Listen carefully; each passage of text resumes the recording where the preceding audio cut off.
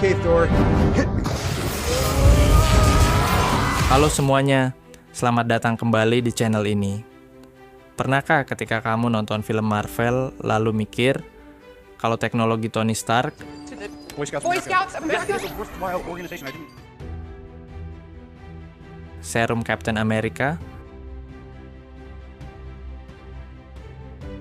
atau dunia multiverse itu beneran ada? Apakah sains kita di dunia nyata bisa sampai ke sana? Nah, di video kali ini kita bakal bahas seberapa nyata dunia MCU kalau dibandingkan dengan dunia kita sekarang. Siap? Mari kita mulai.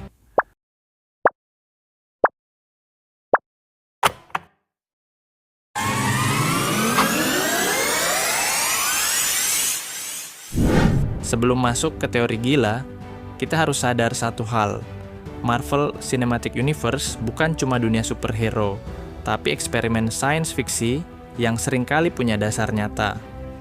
Beberapa teknologinya bahkan terinspirasi langsung dari riset ilmiah sungguhan, mulai dari Iron Man. Kostum Tony Stark terlihat mustahil, tapi faktanya teknologi seperti exoskeleton dan EA, asisten pribadi, sudah ada. NASA bahkan mengembangkan suit serupa untuk astronot, dan militer AVAU punya prototipe armor dengan sistem sensor dan tenaga tambahan. Bedanya, belum ada yang bisa terbang seperti Tony.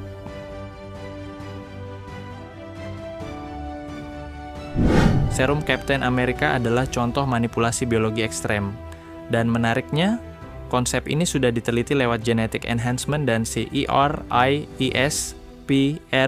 technology.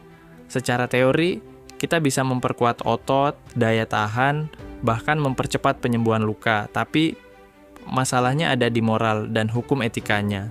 Kita bisa membuat tentara super, tapi apakah kita boleh?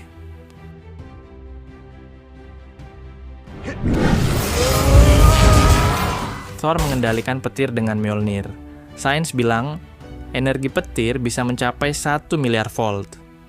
Pertanyaannya, apakah manusia bisa mengendalikannya? Saat ini, beberapa peneliti berhasil memanipulasi listrik lewat plasma kontrol, tapi masih sangat jauh dari level Dewa Asgard. Intinya, kekuatan Thor itu mungkin bisa terjadi, tapi bukan dalam tubuh manusia.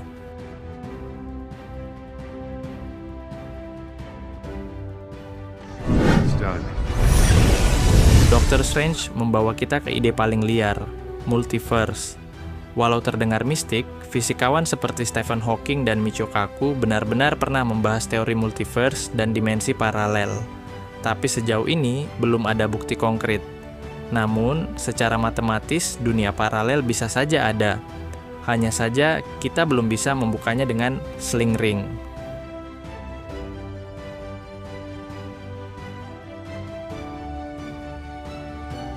Vibranium adalah logam fiksi yang menyerap energi kinetik, tapi sains modern sudah meneliti bahan serupa. Grafin, material yang 200 kali lebih kuat dari baja, tapi sangat ringan dan fleksibel.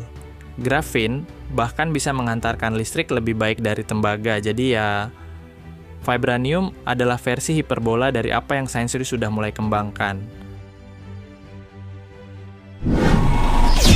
Hulk lahir dari eksperimen radiasi gamma, sesuatu yang secara nyata bisa menghancurkan DNA manusia.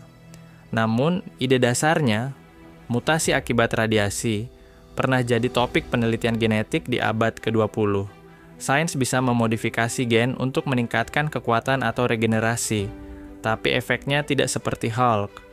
Lebih mungkin jadi kanker ketimbang jadi hijau.